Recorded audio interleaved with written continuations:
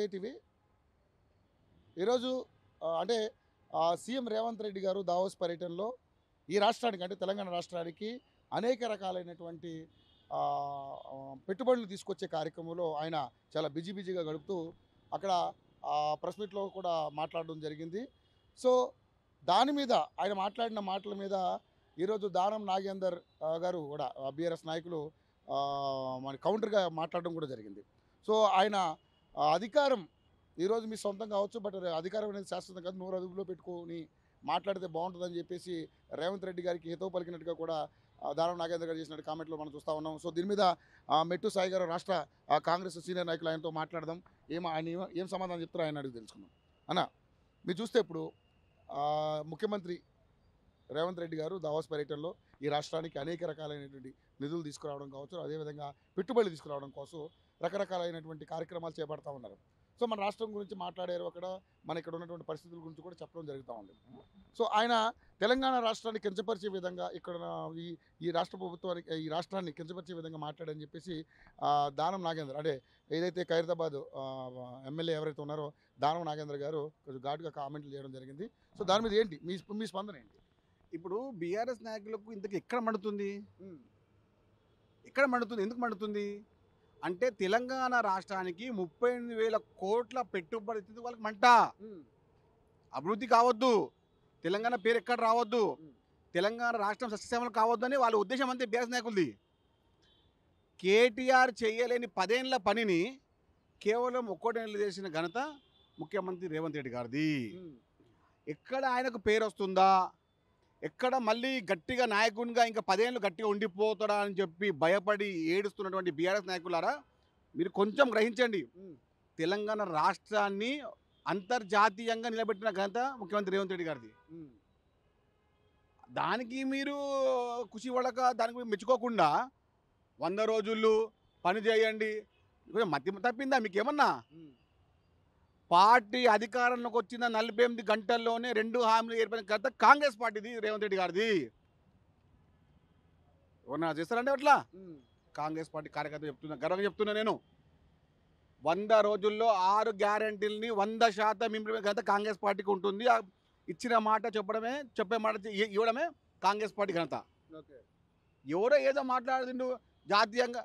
అరే మీరు ఏం మాట్లాడుతున్నారండి? మీరు తెలంగాణ పదాన్ని చంపిందే మీరు, తెలంగాణ వాదాన్ని చంపిందే మీరు, నిరుద్యోగులను జైలు వేయించిందే మీరు, నిరుద్యోగుల కుటుంబాన్ని రోడ్డు మీద తీసుకుంటే మీరు. ఇక మీరు కూడా తెలంగాణ మాట్లాడితే ఇక సిగ్గుసేటిగా మాకు. ఇక కానీ ఇదే పర్యటనలో 100 మీటర్ల దూరంలోనే బీఆర్ఎస్ పార్టీని బొందబెట్టాలి అని చెప్పేసి రేవంత్ రెడ్డి గారు మాట్లాడడం జరిగింది. దాని కౌంటర్గా కేటీఆర్ గారు కూడా కౌంటర్ ఇచ్చారు. 100 మీటర్లలో బీఆర్ఎస్ పార్టీని బొందబెట్టడం కాదు, మీరు ఇచ్చిన హామీలు 100 రోజులు నెరవేరకపోతే మీకు ఉంటుంది బిడ్డ అని ఆయన కూడా వార్నింగ్ ఇచ్చాడు. అంటే ఆయన ఇంకో మాట కూడా అంటున్నాడు, టైగర్ రాబోతుంది, పులి దిగబోతుందని. సో దీని మీద మీ కామెంట్ ఏంటి? సరే, ఇప్పుడు టైగర్ రాబోతుంది, పులి దిగబోతుంది అని చెప్పి ఇట్లా మాట్లాడితే మేము చాలా మాట్లాడతాం. ఆల్రెడీ మా పులి వేట మొదలుపెట్టింది, మొదలుపెట్టేసింది. మీరు 10 సంవత్సరాల్లో 20,000 కోట్లు ఇస్తే 1 మంత్లో 30,000 కోట్లకి వచ్చిన ఘనత ముఖ్యమంత్రి రేవంత్ రెడ్డి గారిది. అక్కడ మీరు మెచ్చుకోండి. 100 మీటర్లు కదా, 1 మీటర్ ఎక్కువ ఉంటుంది బొందపెట్టుడు, 1 మీటర్ ఎక్కువనే ఉంటుంది బొందపెట్టడంలో, తక్కువ ఉండదు. ఆయన 100 చెప్పిన 101 ఉంటుంది పక్క. కానీ ఎట్లా మాట్లాడుతున్నారంటే వీళ్ళు కాంగ్రెస్ పార్టీ చేస్తున్న అనే విషయాన్ని కూడా చేస్తలేదు 100 రోజులు. అరే బాస్, మీకేమో కొంచెం తెలివి ఉన్నదా? మీకేమన్నా 100 రోజుల్లో అన్నాము, 100 రోజులు దాని లోపల అవుతుంది పని ఏదైనా. ఇప్పటికి కేవలం ఎన్నో లేదండి, 40 రోజులు అయింది అంతే కదండి, 40, 45, 50 అంటే. అప్పటికే ఇంకా 2 ఇంప్లిమెంట్ అయిపోయి ఇంకా 4 ఇంప్లిమెంట్ రెడీ ఉన్నాయి. అధికారంలో రాకముందే వీళ్ళు పెద్దగా ఏదో మా 2018లో 3,016 రూపాయలు ఇస్తున్నటువంటి ముఖ్యమంత్రి, అప్పటి ముఖ్యమంత్రి కల్వకుంట్ల చంద్రశేఖరరావు గారు 5 సంవత్సరాలు ఆ ముచ్చటే మాట్లాడాడు.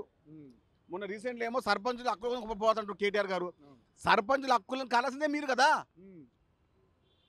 సర్పంచులు జైలు వేసిందే మీరు, సర్పంచులు ఆత్మహత్య కారణం మీరు, కేసీఆర్ గారు వాళ్ళ కుటుంబము. పెద్ద పెద్ద మాట హరీష్ రావు గారు ఎక్కడ ఉన్నారు అప్పుడు, కేటీఆర్ ఎక్కడ ఉన్నప్పుడు మీరు ఇప్పుడు ముందుకు వచ్చి సర్పంచుల హక్కులు కూడా అంటారు. కొంచెం సిగ్గుండాల మాట్లాడనీకే. అంటే కొంతమంది ఉండకండి, ప్రతిరోజు 100 అబద్ధాలు మాట్లాడకపోతే వాళ్ళ కడుపులో అన్నం దిగదంట. అట్లా తరేపిన వీళ్ళు. తెలంగాణ రాష్ట్రాన్ని సస్యమం చేయడానికి, తెలంగాణ రాష్ట్రాన్ని అంతర్జాతిక పెంచడానికి మన రేవంత్ రెడ్డి గారు ప్రయత్నిస్తుంటే ఎక్కడున్నా వీళ్ళు కూర్చొని 100 రోజుల్లో చేయాలి, 100 రోజుల్లో చేయాలి, 100 రోజులు లోపే చేస్తాం బాబు. అధికారం పోయిన తర్వాత బీఆర్ఎస్ నాయకుల్లో ఏది మాట్లాడుతున్నారో ఏం చెప్తున్నారో తెలుసలేదు. ఎప్పుడు ఇంకో మాటనా, కాంగ్రెస్ పార్టీ గురించి మాట్లాడే నైతిక హక్కు తెలంగాణలో ఉన్న బీఆర్ఎస్ నాయకులు లేదు. తెలంగాణ వాదాన్ని కాపాడుతుంది కాంగ్రెస్ పార్టీ, తెలంగాణ పదాన్ని కాపాడుతుంది కాంగ్రెస్ పార్టీ, తెలంగాణ రాష్ట్ర భవిష్యత్తు కాపాడేది కాంగ్రెస్ పార్టీ, తెలంగాణ రాష్ట్ర పదాన్ని అంతర్జాతీయ నిలబెట్టేది కాంగ్రెస్ పార్టీ. కేటీఆర్ గారు ఇంకో కామెంట్ చేశారు, మీలాంటి వాళ్ళని 25 ఏళ్ళుగా బీఆర్ఎస్ ప్రస్థానంలో చాలా మందిని చూసాం, మీ ప్రగల్భాలు మా దగ్గర కాదని చెప్పేసి కూడా ఘాటుగా మాట్లాడింది. ఆ పార్టీ పుట్టింది 20 ఏళ్ళు అయింది, 20 అంటే ఎట్లా అయిపోయిందన్నా? ఆ పార్టీ పుట్టి 21 సంవత్సరాలు అయింది. మళ్ళీ ఆ టీఆర్ఎస్ తర్వాత మళ్ళీ బీఆర్ఎస్ పుట్టి 1 ఇయర్ అయిపోయింది అంతే కదా. 1-2 ఇయర్సే బీఆర్ఎస్ పుట్టి.